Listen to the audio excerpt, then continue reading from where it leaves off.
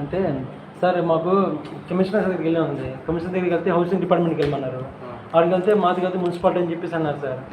ఏదైనా ఇన్ఫర్మేషన్ మీకు ఎక్కడికి వెళ్తే పని అయితే ఇన్ఫర్మేషన్ ఇస్తానని చెప్పేసి మీ దగ్గరికి వచ్చాం సార్. మా ప్రాబ్లం తీసుకొని మీ దగ్గరికి వచ్చాం సార్. ఆర్ఎండ్బి డిపార్ట్మెంట్కి వెళ్ళాలి.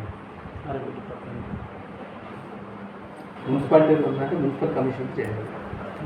వచ్చేసాను. మీకు డబ్బులు పడపోయినా నా దగ్గరికి రావాలి, లేదన్నా పొద్దులు పెట్టాలని సార్ మాకున్న దేవుడు మీరే కదా సార్. మాకున్న దేవుడు మీరే కదా సార్. పేర్లీలా కాదు సార్, మాకున్న దేవుడు మీరే సార్. మాకు మా ప్రాబ్లంతో వచ్చాం సార్. మా ప్రాబ్లం సాల్వ్ అయింది సార్. ఏమంటుంది వచ్చాం, మీరు సొల్యూషన్ ఇచ్చారు, అది కొంచెం సాల్వ్ అయింది సార్. మాకు బస్ దగ్గర మాతో ఎవరితో మాట్లాడినారు సార్, మీతో మాట్లాడినారు, అలా చేశారు, కొంతమందికి డబ్బులు పడ్డాయి సార్.